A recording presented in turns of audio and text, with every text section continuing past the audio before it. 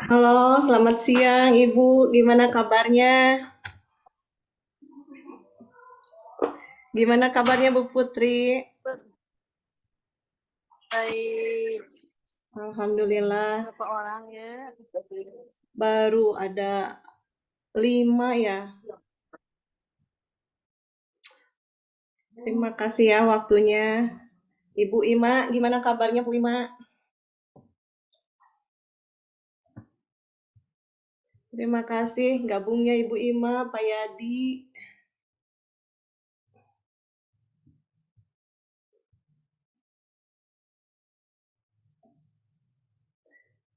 Maaf ya mengganggu waktunya.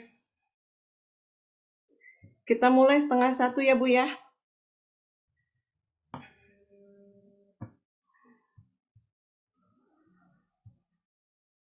Masih menunggu.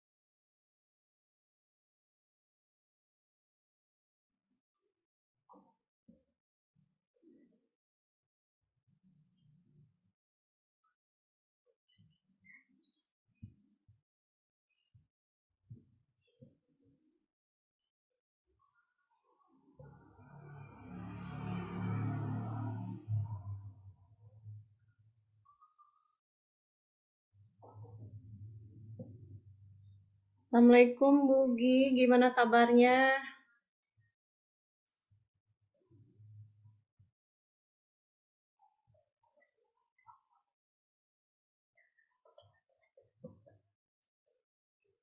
Gimana Bu Gi kabarnya?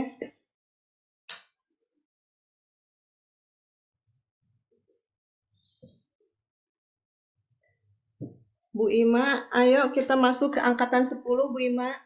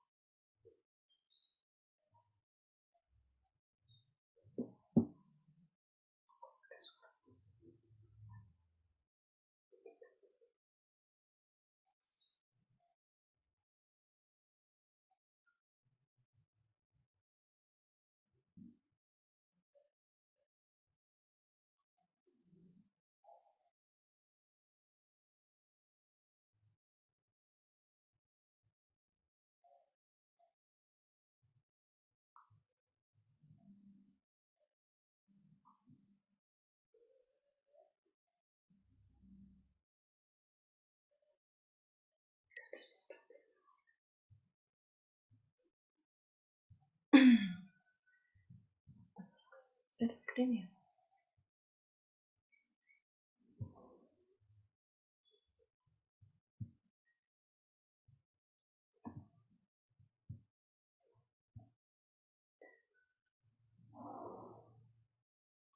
Assalamualaikum warahmatullahi wabarakatuh. Terima kasih Bapak Ibu semua yang sudah menyempatkan bergabung di ruang virtual saya ini dalam acara memenuhi tugas dari calon guru penggerak, yaitu aksi nyata tentang budaya positif. Salam bahagia, Assalamualaikum warahmatullahi wabarakatuh, salam damai sejahtera, Om Swastiastu, Namo Buddhaya, salam kebajikan, rahayu untuk kita semua di ruang virtual ini. Di sini saya akan mengutarakan tentang pengibasan aksi nyata modul 1.4 tentang budaya positif. Di sini ada pengajar praktik saya, yaitu Bapak Hairul Sobri, SPD, dan Bapak fasilitator saya, Bapak Henry Anis, SPD, dan saya sendiri, Neng Fitri Agustin, guru SMP Negeri 9, Kota Sukabumi, CGP Angkatan 8. Sebelumnya saya mengucapkan terima kasih ya Bapak Ibu, maaf mengganggu waktu liburnya bersama keluarga dengan mengikuti acara Zoom ini.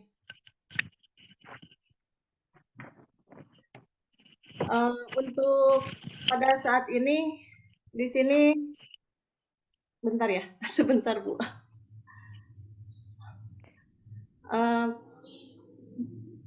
Silakan bergabung Ibu Elia sama Ibu Siti. Terima kasih atas waktunya.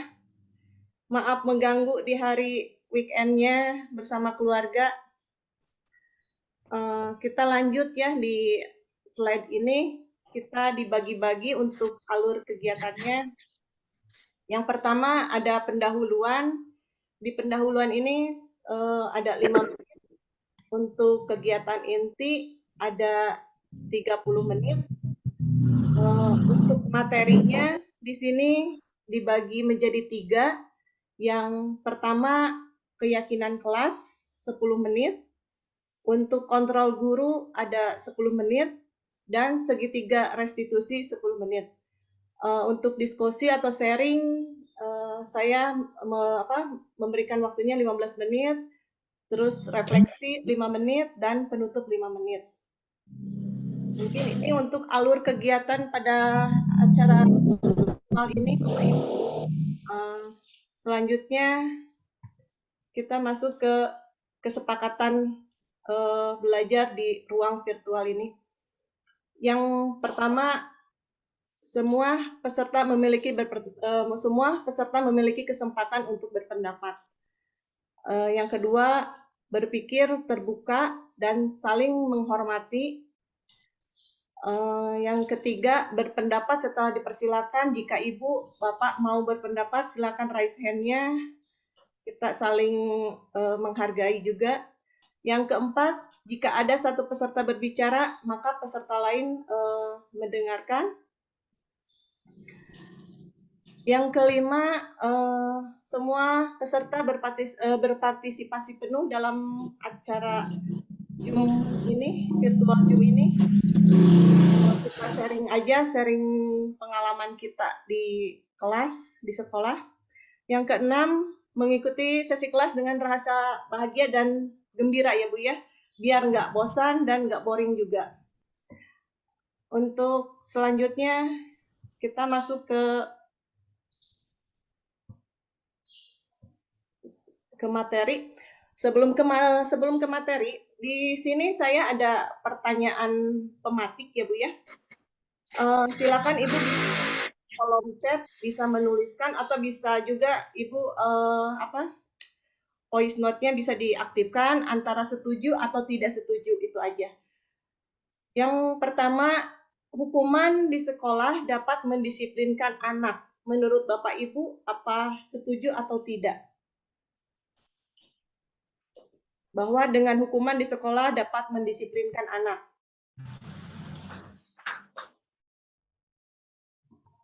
Bisa Ibu di kolom chat ya, kalau setuju, setuju, kalau tidak, ya tidak.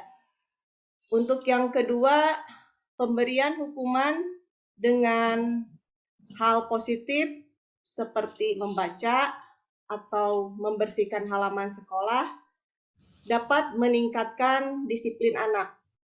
Bagaimana menurut Ibu Bapak, apa setuju atau tidak? Yang ketiga, memberi penghargaan dapat meningkatkan motivasi belajar anak. Dan yang keempat di sini, membuat anak merasa bersalah, memberi dampak lebih ringan dibanding menghukum. Ini adalah pertanyaan pematik dari sebelum kita masuk ke materi ya Ibu Bapak ya. Terima kasih Ibu Bapak yang sudah menjawab pertanyaan pematiknya. Ada yang setuju, ada yang tidak setuju juga. Terima kasih. Kita masuk ke materi pertama, yaitu keyakinan kelas atau kesepakatan kelas. Di sini tentang keyakinan kelas atau kesepakatan kelas, definisinya itu yaitu sebuah pendekatan yang lebih baik dengan mengedepankan peran aktif siswa berisi beberapa aturan untuk membantu guru dan siswa bekerja sama membentuk kegiatan belajar mengajar yang lebih efektif. Sehingga maksudnya di sini anak-anak berperan aktif untuk ikut serta di dalam kesepakatan kelas atau keyakinan kelas ini. Sehingga terciptalah suasana pembelajaran yang lebih efektif dan efisien dan menyenangkan juga bagi anak-anak dan kita sebagai guru juga. Ini adalah definisi dari keyakinan kelas. Kita masuk ke tujuan. Setelah kita ada definisinya, di sini ada tujuan keyakinan kelas atau kesepakatan kelas. Tujuan keyakinan kelas atau kesepakatan kelas di sini ada 3. Yang pertama, menumbuhkan komunikasi yang efektif antara siswa dan guru. Kedua, menciptakan pembelajaran yang berpusat pada siswa. Ketiga, menumbuhkan rasa tanggung jawab pada siswa. Ini adalah tujuan dari keyakinan kelas atau kesepakatan kelas yang akan kita pelajari. Jadi tujuannya ini ada komunikasi yang efektif antara siswa dan guru, terus ada pembelajaran yang berpusat pada anak, dan menumbuhkan rasa tanggung jawab penuh pada anak juga.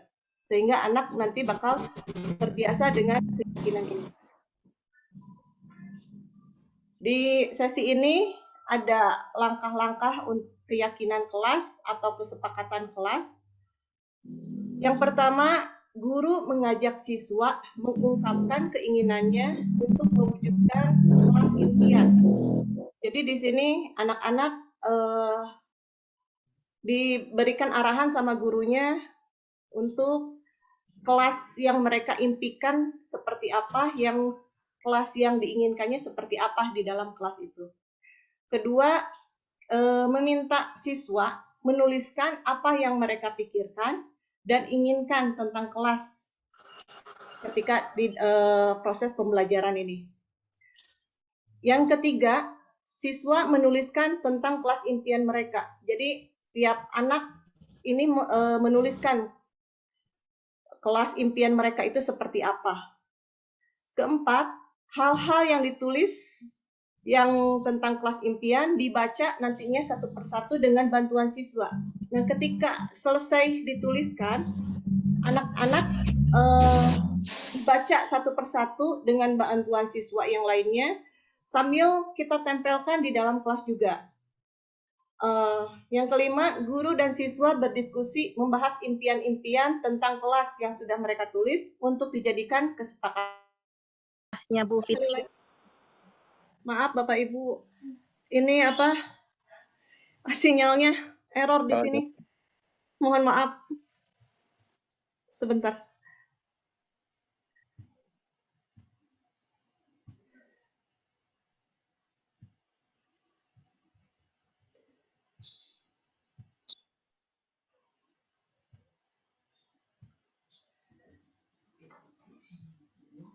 Oke, kita lanjut ke yang selanjutnya. Di sini guru dan siswa membacakan hasil kesepakatan kelas yang telah disetujui sebagai tanda persetujuan.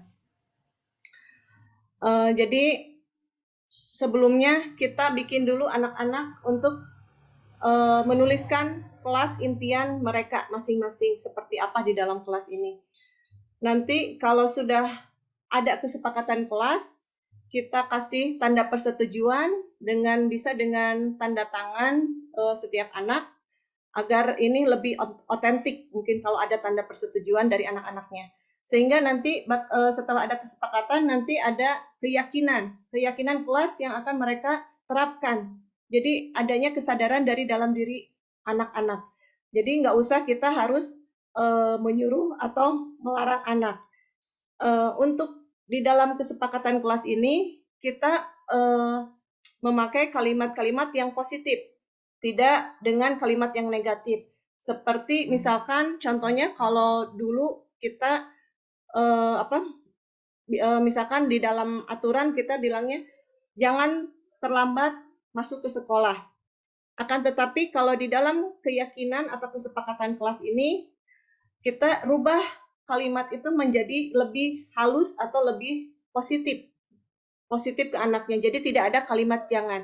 Misalkan tadi jangan terlambat ke sekolah, kita bisa dirubah menjadi datang ke sekolah tepat waktu. Jangan membuang sampah sembarangan, menjadi buanglah sampah di tempatnya. Jadi kita memberikan kalimat-kalimat positif kepada anak-anak kita. Itu untuk di langkah-langkah keyakinan kelas.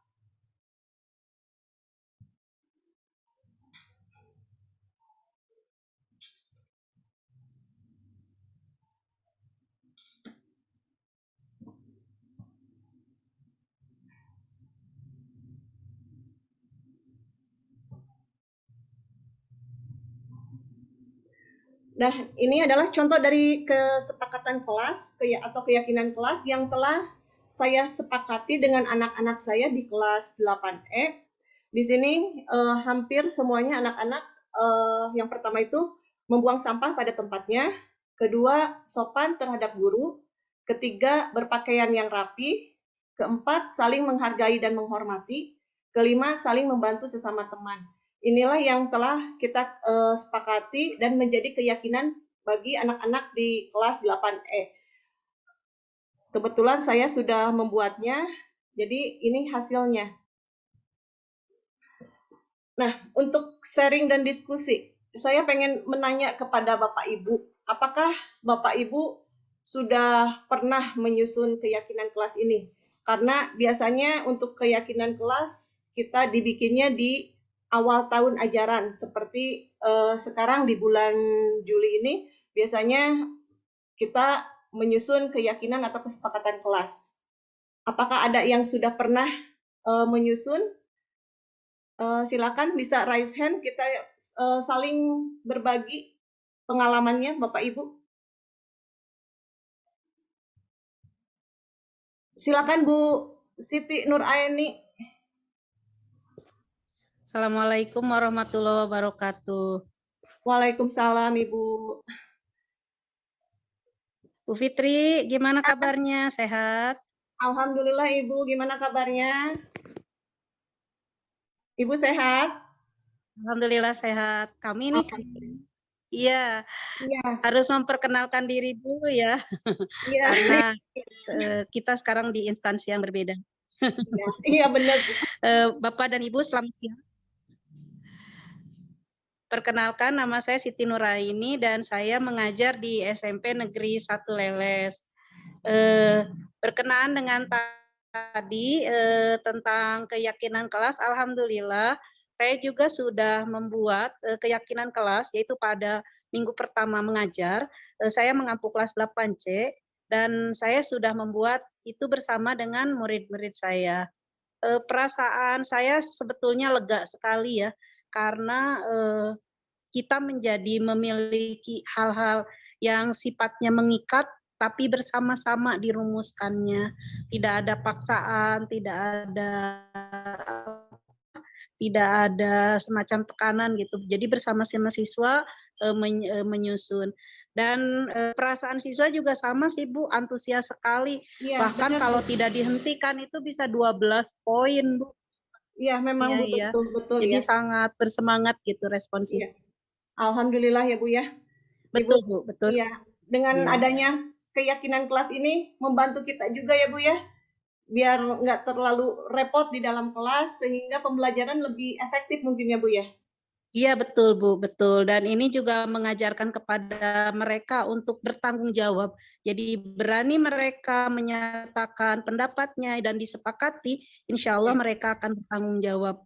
Iya. Walaupun itu hanya hal-hal yang kecil. Iya, Sangat betul. senang. Iya, betul Ibu, betul. Jadi anak-anak lebih bertanggung jawab pada dirinya sehingga tidak ada paksaan untuk kayak membuang sampah itu tidak harus disuruh lagi, tapi merupakan dari kesadaran diri anak-anak juga ya Bu ya. Betul Bu, betul sekali. Iya, mungkin terima kasih Bu Siti untuk berbagi pengalamannya. Apakah ada lagi ibu-ibu yang lain, bapak yang lain di dalam keyakinan kelas ini atau kesepakatan kelas yang mau berbagi? Silakan kalau ada bisa raise hand tentang menyusun keyakinan kelas.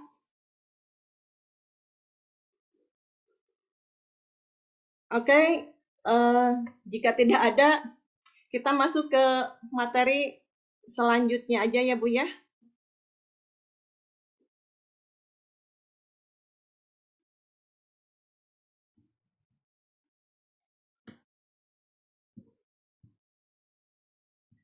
Oke, untuk untuk materi yang kedua di sini ada posisi kontrol guru. Posisi kontrol guru ini menurut Diana Gosen ada 5 posisi kontrol yang diterapkan sama sebentar Bu.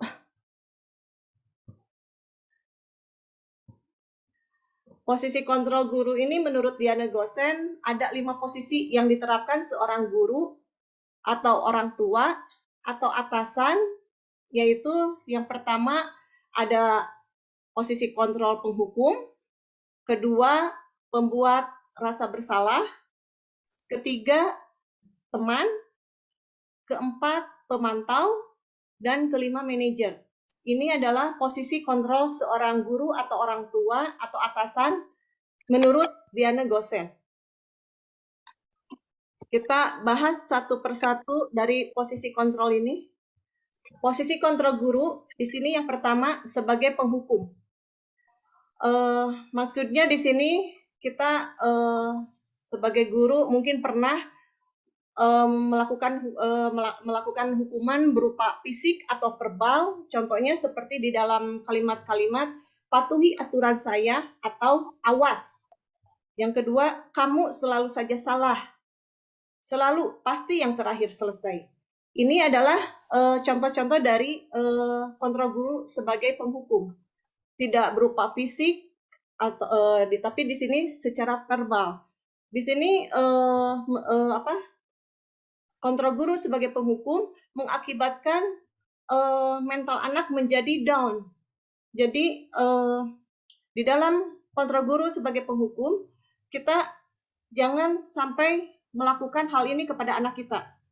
Karena nanti yang tadinya anak senang dalam pembelajaran, senang ke kita, tapi dengan kita sebagai kontrol guru, sebagai penghukum, dengan omongan-omongan kita, dengan dari lisan kita, akhirnya anak merasa sakit hati, mentalnya menjadi rusak. Jadi kita harus bisa memberikan efek positif kepada anak di dalam pembelajaran, jangan sampai anak menjadi negatif pemikirannya kepada kita. Ini jadi kita sebagai guru harus bisa mengontrol terhadap anak-anak kita. Yang kedua, di sini ada kontrol guru sebagai pembuat rasa bersalah. Di sini pembuat rasa bersalah berbicaranya sangat lembut, halus, sopan. Contohnya, ibu sangat kecewa sekali dengan kamu. Berapa kali ibu bilang harus memberitahu kamu ya? Gimana coba kalau orang tua kamu tahu kamu berbuat begini?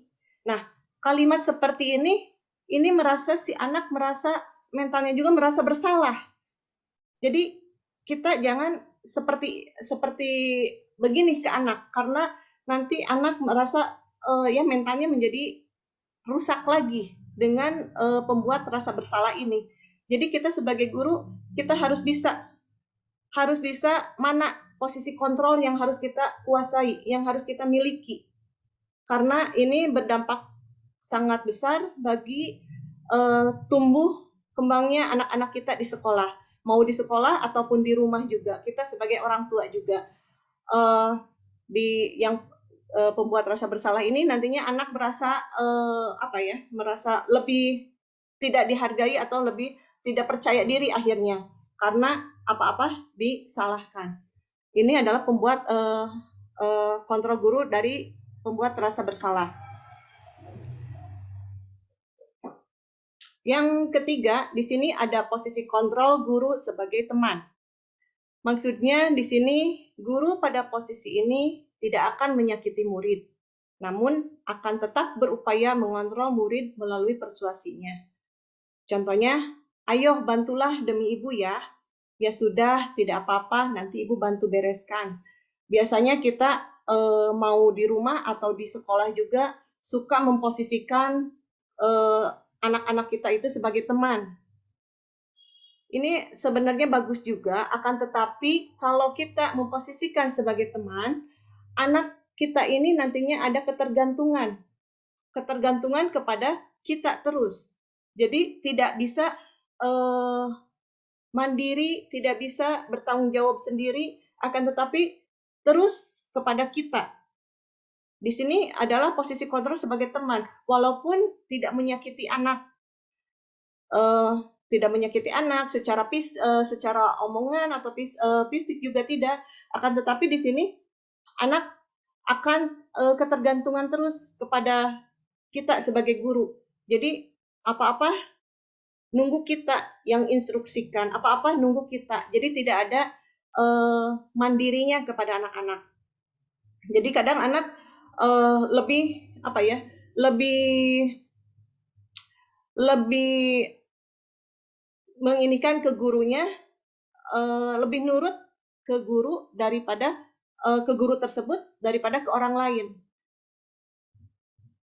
Padahal hal seperti itu nantinya terus anaknya menjadi ketergantungan di posisi kontrol guru ini. Ini sebagai teman.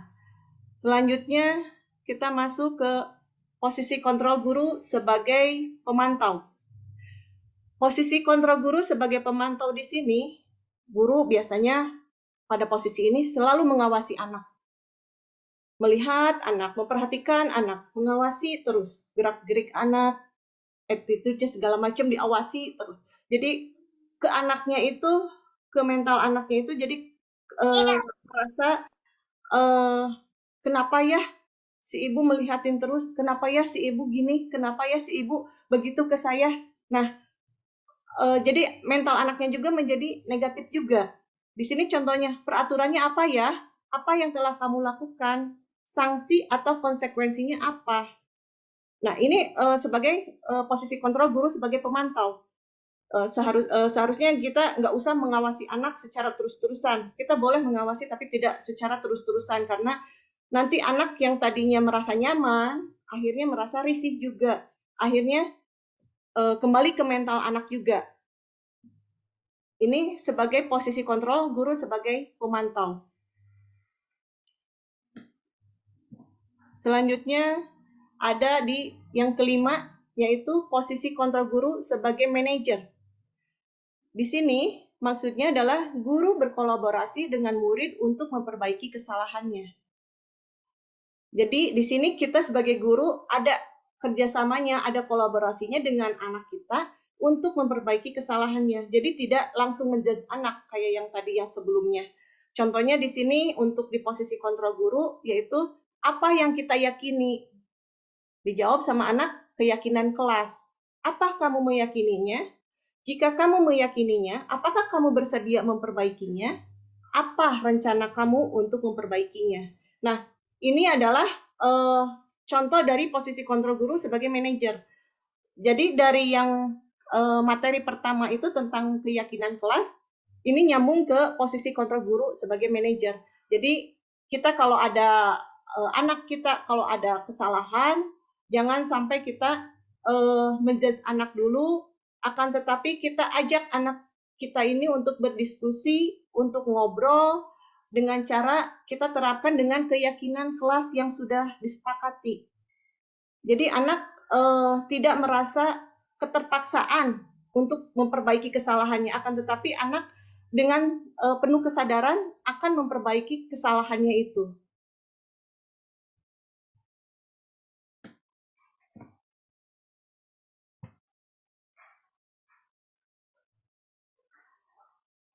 Nah, Ibu Bapak, di sini ada sharing untuk diskusi berdasarkan materi dari 5 posisi kontrol yang tadi telah saya paparkan. Di sini ada 5 posisi kontrol. Menurut Ibu Bapak, posisi manakah yang paling sering Ibu Bapak pakai dan bagaimana perasaannya saat itu? Di antara 5 ini, di antara 5 yang tadi kita sudah bahas. Dan yang kedua, setelah mempelajari modul ini atau materi ini, posisi apa yang akan Ibu Bapak terapkan di kelas? Dan bagaimana perasaannya pada saat ini? Apa perbedaannya? Ya, silakan Ibu Bapak ada yang mau berbagi untuk sharing diskusinya, bisa raise hand untuk di posisi kontrol guru ini.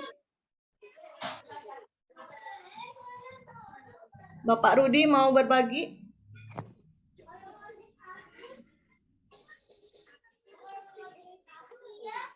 Menurut Ibu Bapak, mau posisi yang mana kita pakai? Apa yang tadi yang pertama?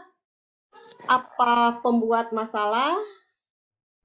Apa sebagai pemantau? Apa sebagai teman? Apa sebagai manajer?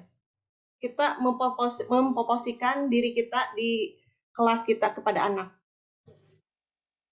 Ada yang mau berbagi?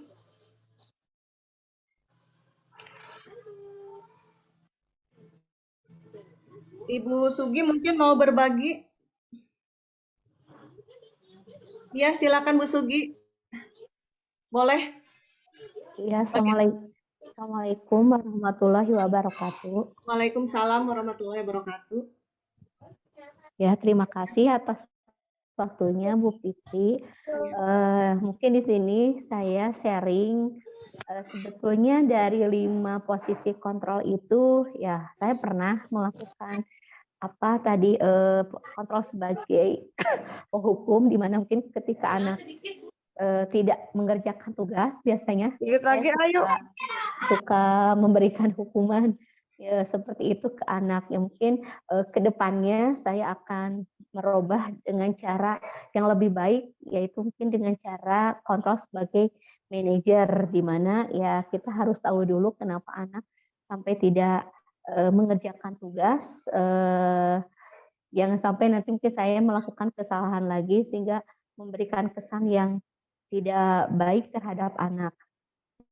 Mungkin itu pengalaman yang pernah saya alami. Mungkin Bu, terima kasih. Assalamualaikum warahmatullahi wabarakatuh. Waalaikumsalam, iya Ibu Ugi. Terima kasih atas sharingnya, atas berbaginya. Saya juga sama ya Bu ya, saya juga pernah di posisi penghukum kepada anak. Saya juga pernah di posisi rasa bersalah kepada anak. Di yang 5 posisi ini saya pernah juga alami, akan tetapi ketika saya sudah di pendidikan guru penggerak ini, saya jadi paham bahwa kita sebagai pendidik harusnya memposisikan kontrol itu sebagai manajer.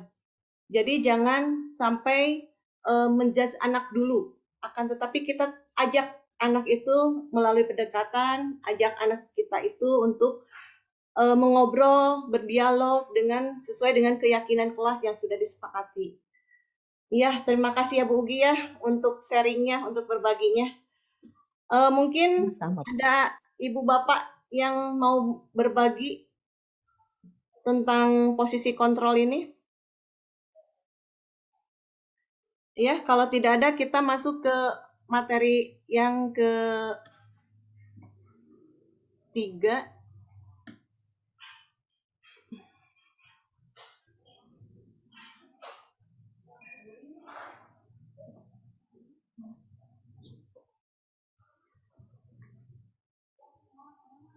Oke, di materi yang ketiga ini, yaitu di materi yang terakhir, ada tentang restitusi. Restitusi itu adalah proses kolaboratif yang mengajarkan peserta didik untuk mencari solusi untuk masalah dan membantu peserta didik untuk berpikir tentang orang seperti apa yang mereka inginkan dan bagaimana mereka memperlakukan orang lain. Di sini menurut Gosen 1996.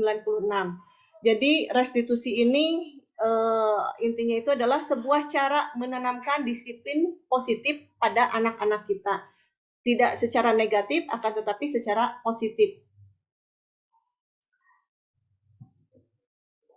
Di sini juga ada segitiga ya Ibu Bapak ya, ada segitiga yang namanya itu adalah segitiga restitusi.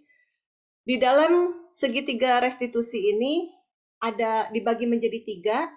Yang pertama, menstabilkan identitas. Yang kedua, validasi tindakan yang salah. Dan ketiga, menanyakan keyakinan. Nah, di sini di dalam menstabilkan identitas, contohnya misalkan seperti ini. Setiap orang pasti pernah melakukan kesalahan. Kamu bukan satu-satunya yang pernah melakukan ini. Jadi kita seakan dengan berbicara seperti itu adalah menstabilkan identitas. Yang kedua, validasi tindakan yang salah. Contohnya, kamu tentu punya alasan mengapa melakukan hal itu. Dan kedua, adakah cara yang lebih efektif untuk mendapatkan yang kamu butuhkan? Ini validasi tindakan yang salah. Dan yang ketiga, yaitu menanyakan keyakinan. Contohnya, keyakinan kelas apa yang telah kita sepakati. kamu ingin menjadi apa. Jadi sebenarnya ini dari segitiga restitusi ini, kita dari materi pertama, dari keyakinan kelas, ke kontrol guru, dan ke segitiga restitusi ini saling menyambung.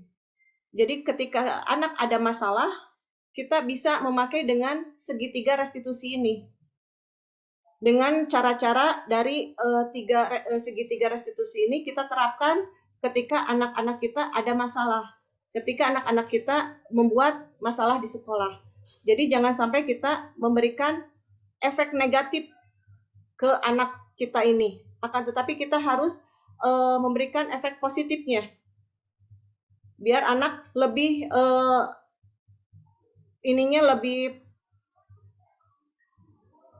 mentalnya lebih positif, lebih bagus juga, tidak menjadi down. Ini adalah tentang segitiga restitusi. Dan di sini saya ada contoh dialog kasus anak, ya Ibu Bapak ya. Dan ini sudah saya coba ke anak-anak juga kemarin di kelas 8A. Yang pertama, di sini dialog kasus 1 ini, anak yang sering dicontek pekerjaan sekolahnya, sering dicontek sama temannya. Awalnya anak tersebut memberontak. Akan tetapi setelah saya tanya, akhirnya dengan keyakinan kelas yang sudah disepakati, alhamdulillah anak ini bisa menerapkan di dalam kehidupan di sekolah, dan anak ini juga akan lebih baik lagi ke depannya. Ini untuk contoh kasus ke-1. Untuk contoh kasus kedua, di sini ada anak yang sering terlambat ke sekolah. Ternyata begitu saya dekati, kenapa anak tersebut sering terlambat ke sekolah, ternyata banyak bergadang, banyak bermain game, sehingga anak itu jarang sekolah dan suka terlambat ke sekolah. Nah, saya terapkan dengan keyakinan kelas yang sudah disepakati, yang sudah kita bikin. Alhamdulillah, anak tersebut bisa menjadi lebih baik lagi, lebih positif lagi. Jadi tidak ada unsur keterpaksaan, akan tetapi dengan kesadaran anak tersebut ingin berubah. Ini adalah contoh dari dialog kasus anak. Next, di sesi ini, sebelum mempelajari materi ini, kita sharing juga Bapak Ibu, siapa yang mau berbagi pengalaman, silakan raise hand. Pernahkah Bapak Ibu menerapkan segitiga restitusi ketika menghadapi permasalahan dengan anak kita di dalam kelas? Jika iya, tahapan mana yang Ibu praktekkan dan bagaimana mempraktekannya? Bisa kita sharing, silakan yang mau sharing berbagi pengalaman tentang kasus anak dengan memakai atau menerapkan segitiga restitusi. Bisa raise hand-nya. Silakan Bapak Ibu.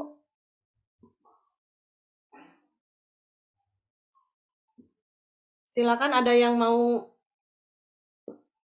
raise hand.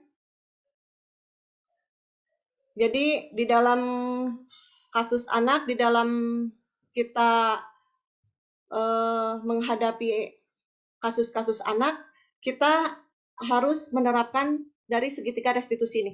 Ya, silakan Ibu Siti untuk berbagi. Sebetulnya saya belum pernah menerapkan Bu, tapi mendampingi Bu Yani sama saya juga menyelesaikan masalah ini dengan segitiga restitusi. Ya. Kasusnya terjadi tahun kemarin Bu, Ya, tahun gimana? ajaran kemarin. Ya, ketika Bu Yani menjadi wali kelas 9A, Ya. dan ada masalah yaitu seorang anak berinisial A yang sering tidak sekolah tanpa alasan yang jelas gitu. Kemudian Bu Yani bertanya dulu sama teman-temannya, ada apa? Tapi teman-temannya diam saja gitu. Kemudian Bu Yani mengambil inisiatif untuk melakukan home visit, menemui anak tersebut. Setelah dilakukan pembicaraan dan ke hati, ternyata anak itu memiliki problem yaitu bau badan dan dibully oleh temannya. Itu alasannya tidak mau masuk sekolah. Nah, Bu Yani menyelesaikan masalah itu dengan menggunakan segitiga restitusi. Baik kepada si anak, yang tadi bau badan dan kepada teman-temannya di kelas bahwa di masa remaja itu suatu hal yang Wajar ya Bu ya? umum masalah bau badan. Bu Yani menyelesaikan masalah itu dengan sangat baik. Kemudian ada beberapa tips dan trik ya yang dia lakukan baik pada anak maupun pada teman-temannya di kelas 9A. Alhamdulillah anak itu kembali masuk ke sekolah dan alhamdulillah bisa lulus begitu. Ini saya hanya ini saja iya Bu Yani ketika menyelesaikan masalah. Iya. Iya, alhamdulillah ya Bu ya. Dengan menerapkan segitiga restitusi ini, anak akhirnya tidak merasa minder, terus tidak ada pembulian lagi di sekolahnya, di kelasnya juga. Dengan penerapan segitiga restitusi ini, masalah-masalah anak juga bisa diatasi dengan lebih positif lagi. Jadi tidak ada hal-hal negatif dan efek ke anaknya juga. Karena kalau sudah mental anak sudah menjadi down ketika kayak tadi kasus Ibu Yani ini dengan bau badan, padahal hal itu untuk di masa remaja masih umum gitu. Dengan cara-cara penerapan segitiga restitusi ini, akhirnya teman-teman yang lainnya bisa memahami dengan permasalahan dari anak tersebut. Alhamdulillah anaknya bisa bersekolah lagi ya Bu ya. Betul Ibu, dan ini treatmentnya tidak hanya kepada anak, tapi juga kepada teman-teman sekelasnya. Jadi kita itu tidak boleh kepada korban saja Bu, tapi juga kepada pelaku tetap melakukan proses restitusi agar ada keyakinan bersama bahwa tidak boleh melakukan proses bullying. Iya. Iya Bu, karena dengan dengan adanya bully ini anak menjadi trauma sebenarnya. Ini suka terbawa sampai anak dewasa pembulian ini. Jadi di sekolah ini harus kita tiadakan pembulian terhadap anak. Karena ini efeknya itu sangat besar kepada anak kita ke depannya.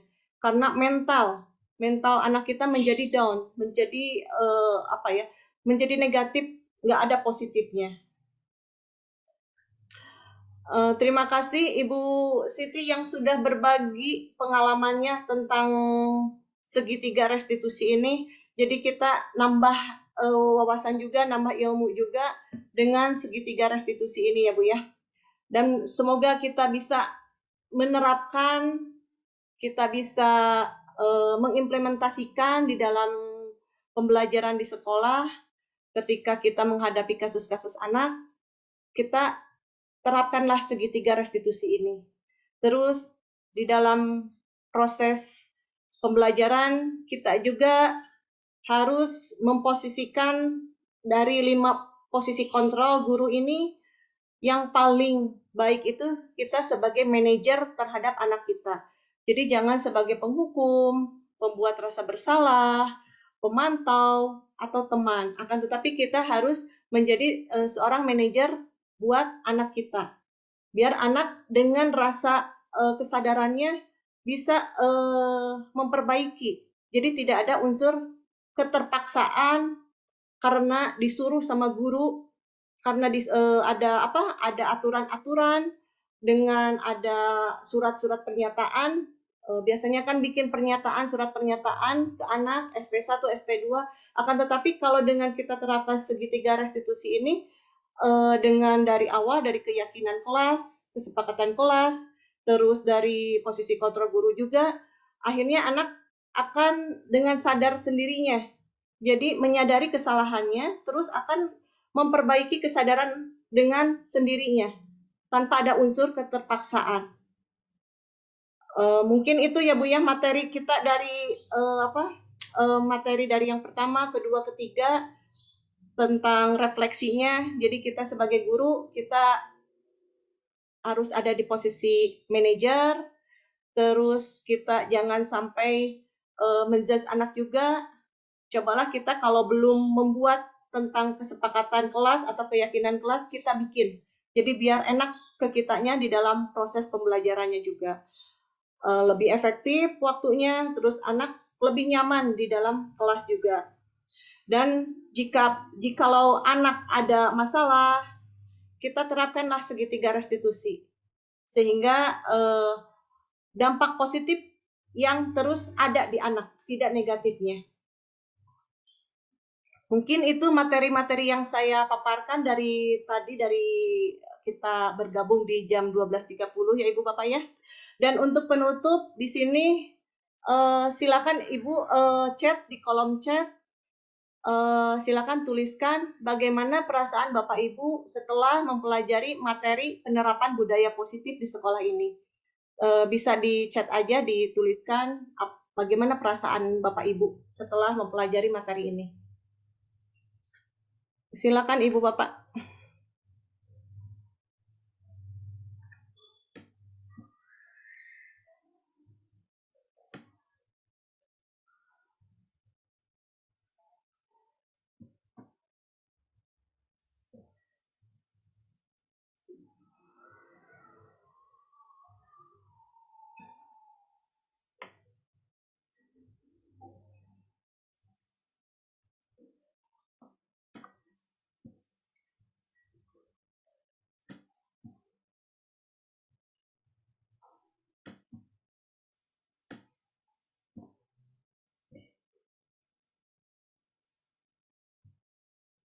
Ya, baik Ibu Bapak. Untuk webinar di aksi nyata ini di modul 1.4 budaya positif di sekolah mungkin sudah dicukupkan sampai di sini. Saya saya mengucapkan terima kasih atas Bapak Ibu yang sudah meluangkan waktunya untuk bergabung di Zoom saya ini untuk melengkapi tugas dari calon guru penggerak. Terima kasih atas waktunya. Terima kasih atas sharing-sharingnya juga. Mudah-mudahan Bapak Ibu sehat-sehat semuanya.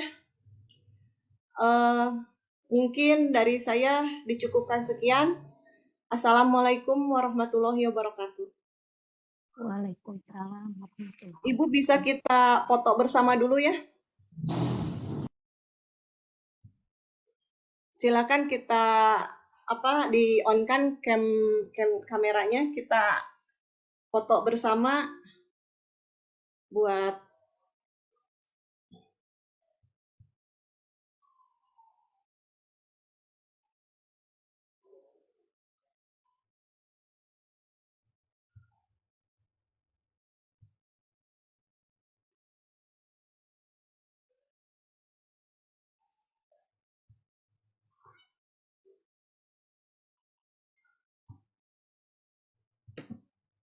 iya Bapak, Ibu udah kita foto bersamanya.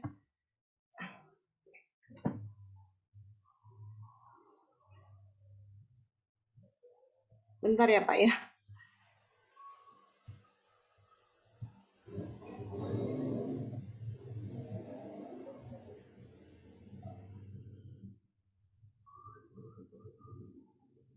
Satu, dua, tiga. Iya, silakan dengan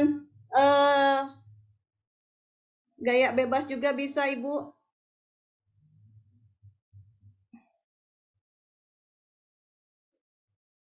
Iya.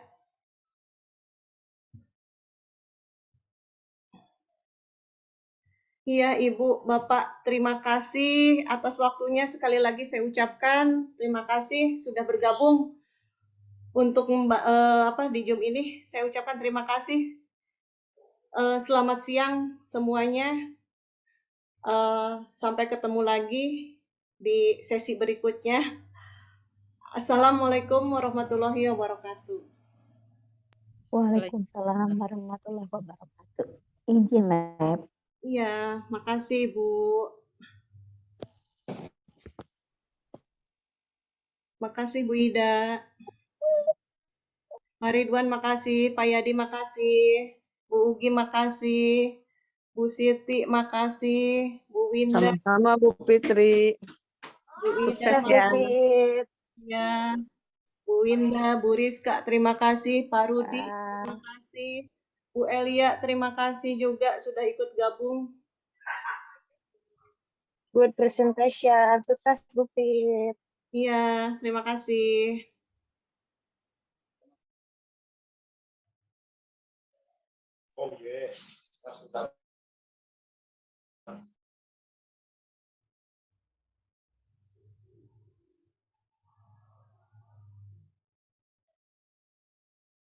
Makasih Bu Ima ya, udah gabung, makasih.